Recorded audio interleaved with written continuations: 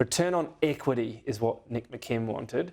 Return on investment is what Brad Banducci wanted to offer. Now, ROE, so equity, is usually the better measurement, is it not, for profitability? Is that the measure you would like to know as well? And that's the point. I mean, there's lies, damn lies, and statistics, and we're finding the big guys hiding behind numbers they want to give. So we had evidence that the ROE was around 25, 26% for supermarkets, which is double that of the banking industry here. And we just wanted to find out if that was true or not. And Brad was obviously reluctant to answer that because he didn't want to. The ROI measure of 2.7% or so, that seems roughly in keeping with the supermarkets around the world, not particularly high. Is that accurate, do you think? I think we have to have a look at how that's made, because we really look at the gross margin on what they are, because what you do once you buy your product for $1, sell it for $2, that gross margin enables you to do stuff. We're seeing evidence that the supermarkets are buying extra stores to shut down independents. They're buying real estate to shut down these things, and actually using that margin that ends up at 2% once they've done that. But they're using that great margin to enhance their position and stay safe.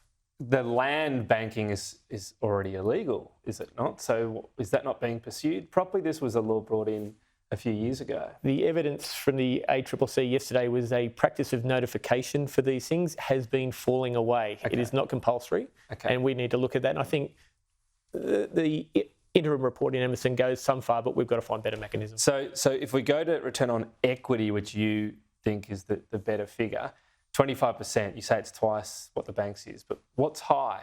How do we measure it? What's high compared to the rest of the world? Because there's the vibe when we go, geez, these supermarkets are no good, but we have to sort of justify it, don't we? So is 25% high? Why is it high, if so? If you go to the markets, the market will decide. I noticed the stock price of Woolworths fell 1% while they were in the hearings today, so that's not great. They will work that. The job of a business is to make money and return to its investors. The job of a parliament is to make sure that's done in a way that's good for the rest of the community. And we're looking at, are the returns too big? Are they using their power to hurt consumers and to hurt producers? And that's what we've got to stop. And so when we say too big, again, what's the measurement? Is there a similar market around the world where we can go, oh, look, it's only 20% there, bring it down 5%? There's not, because Australia has the highest concentration of the big two in supermarkets with 2/3 of the market. We are the poster boy for what you don't want to be. But what about a similar size? I mean, can you go to Canada, for example, and say, yes, you've got a better market, doesn't mean lower ROE and better for consumers? Yes, it does normally. Right. That's the bottom line. Yes, it does mean slightly lower. But again, it's not just what the final number you end up with. If you're spending money prior to the profit line to maintain dominance, that is a bad thing. On things such as buying up land, you're saying, which I said, as I said, there are laws for already. Then we get to what the Nationals in particular have spoken about what they want to do. I'm not quite sure the Liberals are on the same page. Perhaps you can confirm for me. Divestment powers. Yep. What is the Coalition's policy on divestment? Don't know what the Coalition policy is yet. I'm sure we'll find out in joint party room in due course, but the Nationals have a strong support for divestiture. Yeah. And you have to come at what you can't just have your total own policy here. If you're going to form the alternative government, you've got to come up with something you both agree on. And that's our job, to work in our room with our friends and phone a friend in the Liberal Party and convince them it is a good idea and come and join us with the Nats. And it won't be just divestiture. That's a nuclear option. You'd never want to hit that button, but you want it there in case people do. What you want is a whole lot of steps along the way, the tripwires, that if people ignore them, hit the button. So a lot of people say it's not workable though, because if you have to sell off somewhere, you sell off the least profitable one.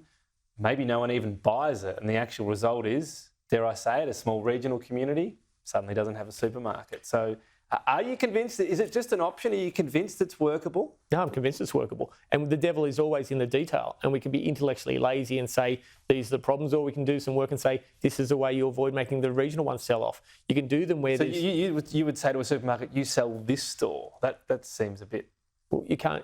There could be interim steps where you can only have 2 stores or 3 stores or a number of stores within a certain radius.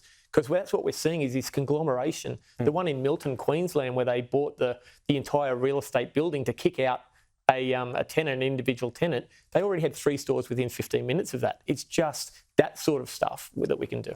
Okay. The final thing I'll give you is, we've heard today from Brad Banducci, what he's claimed is, even if Woolworths made 0 profit, so they were just there for the good of the country, which you wouldn't expect them to do, but let's take the hypothetical, it would save $5 a week for a family. if that's true, should we be careful about how much this is actually going to result in? I mean, are the savings going to be pretty limited, even if, we're going to increase profitability, competition, I should say?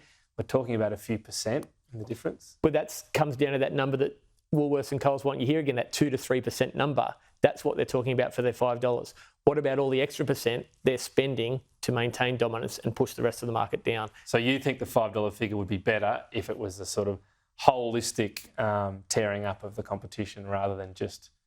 It would clearly be higher, and we're trying to get the numbers to help us know that. These guys don't want to give us the numbers.